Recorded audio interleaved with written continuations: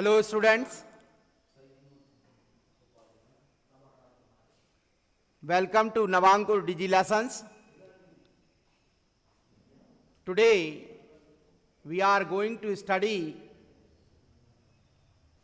lesson 4. ये एक poem है Wonderful World. इसके poet हैं William Brighty Rand. What feelings arise in you when you think of the gifts that the Mother Earth has given you?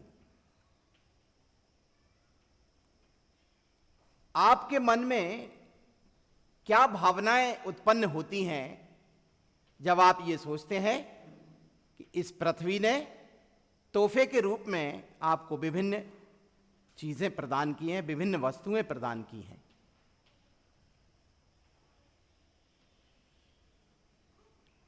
Great, wide, beautiful world. Great, wide, beautiful, wonderful world.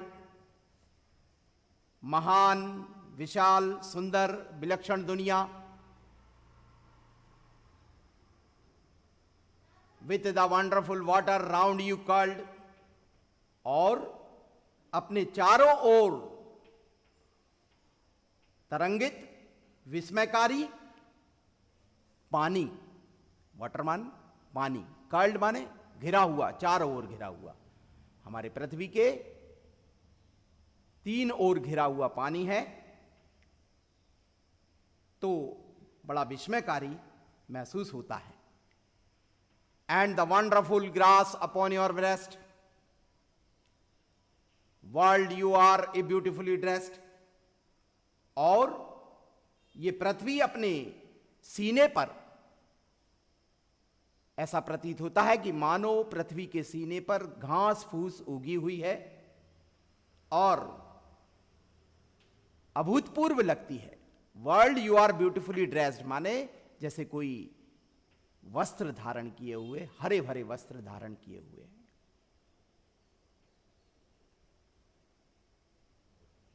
The world you are beautifully dressed मतलब ऐसा प्रतीत होता है कि मानो वो हरे भरे आवरण को ओढ़े हुए है.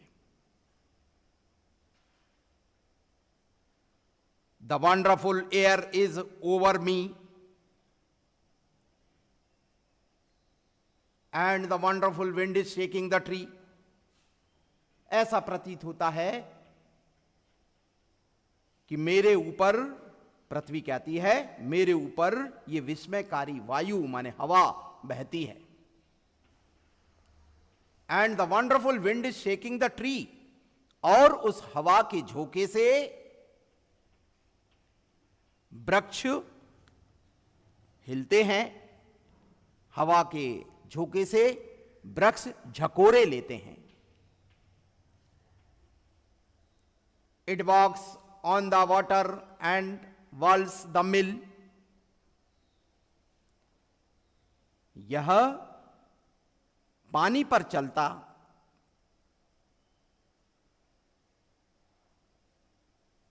घूमता हुआ, उसकी चारों ओर हवा बहती हुई, पवन चक्कियां घूमती हुई प्रतीत होती हैं.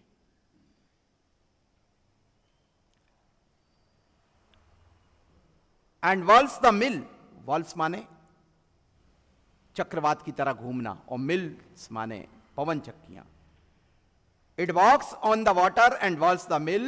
यह पानी पर चलता पवन चक्कियों को घुमाता हुआ चक्रवात चारों ओर दिखाई देता है. And talks to itself on the top of the hill. और पहाड़ियों की चोटियों पर ऐसा प्रतीत हो रहा है कि मानो वो स्वयं से बात करता है.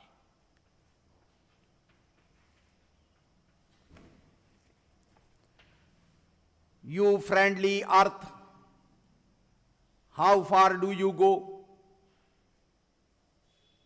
हे मित्रवत, तुम पृथ्वी के कितनी दूरी तक जाते हो, कहां कहां तक जाते हो। With the wheat fields that node and the river that flows, ऐसा प्रतीत होता है कि मानो झूमते हुए हवा के झोंके के साथ गेहूं के खेतों के होते हुए, गेहूं के खेतों से निकलते हुए, and the reverse that flows, और बहती हुई नदियों के साथ, ऐसा प्रतीत होता है। With the wheat fields that node and the river that flows, झूमते हुए गेहूं के खेतों के साथ, शहरों बगीचों के साथ और बहती हुई नदियों के साथ। With cities and gardens and cliffs and isles, with cities and garden मतलब शहरों और बगीचों के साथ, एंड क्लिव्स एंड इजिल, खाड़ी चट्टान और द्वीपों के साथ, and people upon you for thousands of mile, और हजारों हजारों मील तक जहां तक हमारी निगाह जा सकती है वहां पर मनुष्य ही मनुष्य दिखाई देते हैं, जन मानस ही दिखाई देते हैं। आहा यू आर सो ग्रेट, अरे तुम कितने महान हो। And I am so small, और मैं कितना छोटा हूं। I tremble to think of you world at all, और तुम्हारे बारे में मैं सोचकर सिहीर उठता हूं, कांप उठता हूं।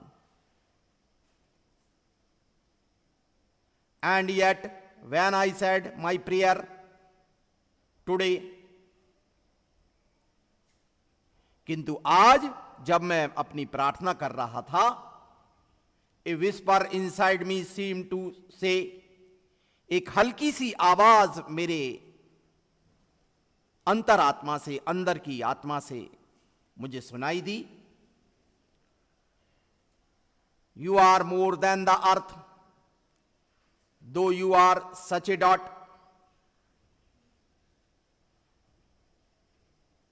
पॉइंट बोलता है you are more than the earth, तुम पृथ्वी से बड़े हो।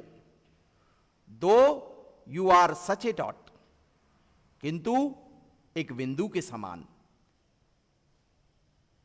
You can love and think and the earth cannot, क्योंकि तुम में प्यार करने की क्षमता है, तुम प्यार कर सकते हो, सोच सकते हो, एंड द अर्थ कैनॉट, और पृथ्वी यह नहीं कर सकती है। Now we will see about the poem, poem के बारे में देखते हैं। This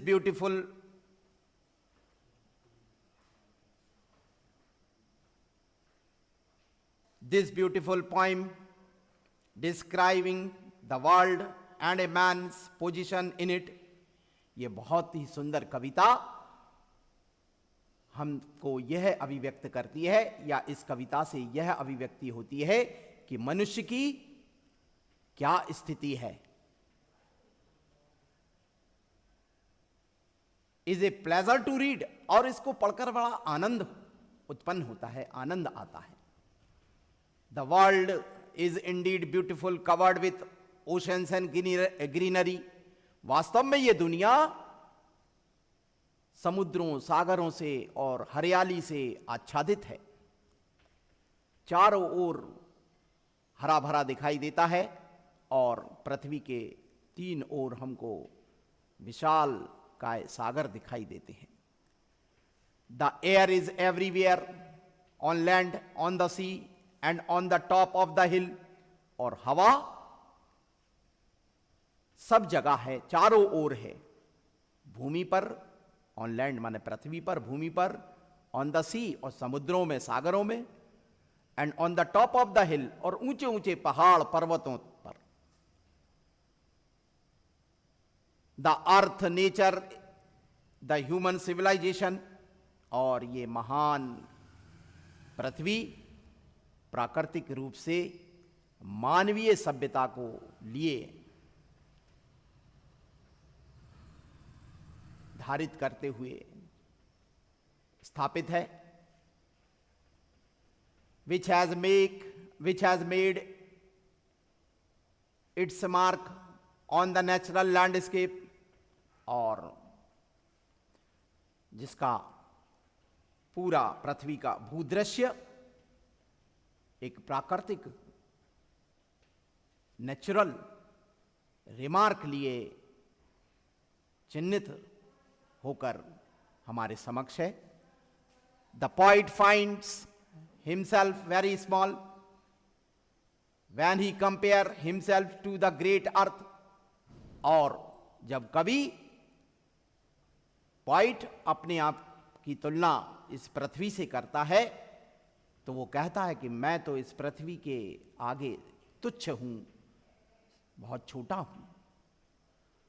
but then he knows that he is the finest creature on the earth, तब उसे कहीं से ज्ञान प्राप्त होता है, समझ में आता है कि वो तो इस पृथ्वी पर सबसे सुंदर, सबसे फाइनेस्ट, सबसे अच्छा जीव है या क्रिएचर है जो कि ईश्वर द्वारा रचित है।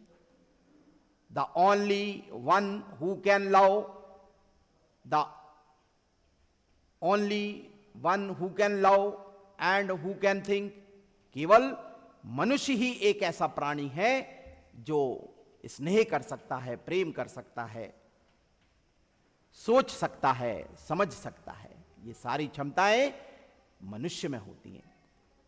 Students, there are 5 questions in this poem, so go through the poem carefully and try to attempt the questions.